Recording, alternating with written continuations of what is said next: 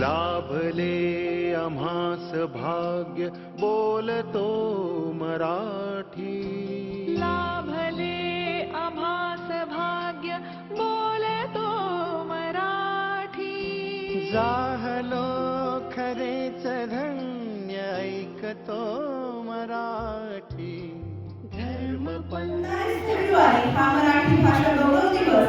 हा दिवस म्हणजे कुसुमाग्रज अर्थात वि.वा. शिरवाडकर यांचा जन्मदिवस. त्यांच्या स्मृतीला अभिवादन करत असताना आपण त्यांच्या स्मरणार्थ मराठी भाषा गौरव दिवस साजरा करतो. तर आज 27 फेब्रुवारी हा दिवस आपण मराठी भाषा दिन म्हणून साजरा करतो. हा दिवस म्हणजे ज्येष्ठ कवी, नाटककार, साहित्यकार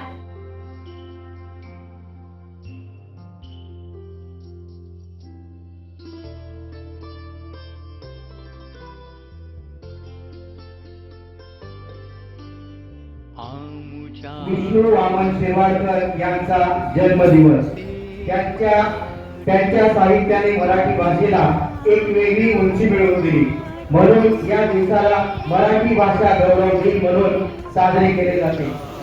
बघा, आपल्या महाराष्ट्राची स्थापना 1 मे 1960 या दिवशी झाली. आज वि.वा. शिरवाडकर यांचं टोपण नाव कुसुमाग्रज आहे. त्यांचा हा जन्मदिन साजरा करतो. खरं पाहता पिंपळपासून नाशिक या ठिकाणी त्यांचा जन्म झालेला होता. मराठी भाषा दिन साजरा करण्याचा पाठिंबाचा एकच उद्देश आहे, विष्णू वामन शिरवाडकर. श्री चामुंडराय करविले गंगाराम सुतारे हा शिलालेख जो लिहिला गेला तो आजतागायत त्या शिलालेखाला जिवंत ठेवण्याचं काम ह्या साहित्यिक मंडळाने केलं. आपली भाषा किती सुंदर आहे बघा. एक मातीचं जे भांड आहे, ते मातीचं भांड जर वाजवण्यासाठी वापरलं तर त्याला घटक म्हणतात. तेच मातीचं भांड पाणी भरण्यासाठी वापरलं की त्याला काय म्हणतात, माठ. बरोबर. तेच मातीचं भांड अंत्यसंस्कारासाठी वापरलं तर त्याला मडकं म्हणतात. वस्तू एकच आहे, शब्द किती वेगवेगळे. मातीचं भांड अंत्यसंस्कारासाठी वापरलं की त्याला मडकं म्हणतात, आणि तेच भांड नवरात्रीत वापरलं की त्याला घट म्हणतात. वस्तू समान आहे. परिउरातील अभंग आवेश तडिता घाते कोसळेल का तारांचा संभार. कसाही तारांचा संभार.